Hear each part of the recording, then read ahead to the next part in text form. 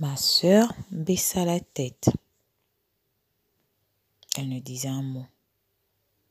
Tu as dit que c'est pour ça votre père est parti. Lequel des pères parles-tu? Mon père, dit-elle enfin. Ton père? Comment ça ton père? Lui dis-je.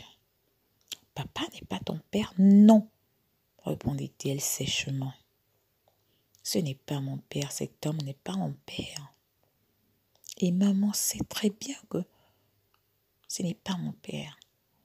Et j'en ai marre de l'appeler papa. De toutes les façons, aucune de vous n'est ma sœur. Parce que de toutes les façons, nous ne partageons que la même mère, mais pas le même père. En ce moment, je n'avais pas compris. Elle a voulu rajouter quelque chose, ma mère tonna, et elle s'est tue. Mon père, qui était d'habitude calme, ce soir-là, il avait gueulé. Ah oui, comme on dit, il avait crié. Il n'était pas content. Il n'avait pas le même air que d'habitude. Il était en colère. Je pense que il s'est senti humilié peut-être. Mais il a été déçu. Et ça se voyait dans son visage. Ma mère a dit à ma sœur de partir de là et de rentrer dans sa chambre et qu'elle ne ressorte pas jusqu'à demain. Elle est partie en faisant une moue et en trapant ses pieds sur le sol. C'était pas son problème. Elle avait toujours l'habitude d'être fâchée contre les autres. Elle n'était jamais joyeuse. Elle n'aimait pas partager ses affaires, mais elle aimait bien qu'on lui donne des choses. Lorsqu'elle mangeait un truc, elle ne partageait pas. Mais lorsque toi, tu mangeais un truc, il fallait lui donner. Elle était étrange, elle était bizarre.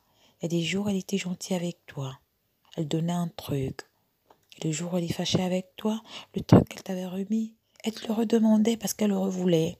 Et si tu l'avais gaspillé, oh là là, t'étais mort. Parce que elle ferait ta fête en même temps. Mais je l'aimais. Parce que c'était ma sœur. Mais je voulais quand même comprendre d'où je venais. Et la boîte de Pandore était ouverte. Alors j'ai demandé à maman, quand tous ils étaient montés, maman, je sais, je ne sais pas si tu es réellement ma mère, mais je sais qu'il y a un mystère autour de moi. S'il te plaît, je veux savoir, je veux comprendre, pour que la prochaine fois je ne sois pas surprise qu'on me traite de bâtard ou d'autre chose. S'il te plaît, maman, dis-moi. Un moment, elle s'est tue et elle m'a dit de m'asseoir. Elle m'a dit, tu sais, il faut que tu saches que tu es ma fille, quel que soit ce que les gens diront, feront. Tu es mon enfant. Je t'ai mise au monde. Je t'ai porté dans mon ventre. Je t'ai nourri au sein pendant 1 an et demi. Tu es ma petite fille et je t'aime. Oui, c'est vrai, tu n'as pas la couleur de tes sœurs. Tu es différente. Mais il faut que tu saches aussi que ton père est le même que tes sœurs. Dans ces mots, je n'avais pas compris.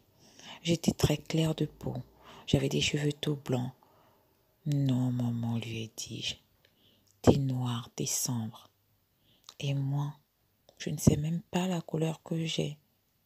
Elle me dit, il faut que tu comprennes que ta couleur, c'est génétique, ça n'a rien à voir. Tu es une Africaine née. Tu es albinos. Je ne savais pas ce que ça veut dire. Albinos, lui ai-je répondu. Oui, ma fille, tu es albinos. Je voulais comprendre. Elle m'a expliqué un peu, de façon basique, ce que c'était un albinos. Elle m'a expliqué un peu comment ça se comportait, c'était quoi la génétique, pourquoi j'étais comme ça. Je voulais bien croire. Alors je lui ai dit, mais pourquoi papa il est parti? puisqu'elle a dit que c'est à cause de moi que papa est parti. Ah oui, m'a-t-elle dit, ton père était un homme bien, mais c'était aussi un lâche. Lorsque tu es né, ses parents ont dit que tu portais la malchance, que tu devrais être sacrifié. Sinon, notre vie sera détruite. Notre vie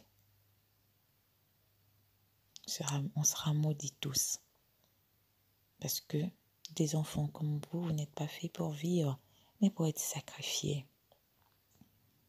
Je l'écoutais religieusement. Sacrifié, mais pourquoi, maman? Elle m'a expliqué que dans le temps, il y avait des traditions qui disaient que les albinos, c'était des génies.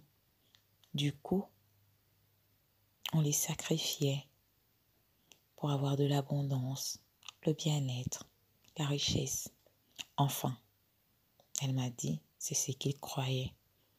Mais les albinos sont des êtres humains qui ont juste un problème de pigmentation, de mélanine. Mais en dehors de ça, ils n'ont pas un problème différent. C'est des êtres humains. Et leur problème de mélanine fait en sorte qu'ils ont des problèmes des yeux souvent.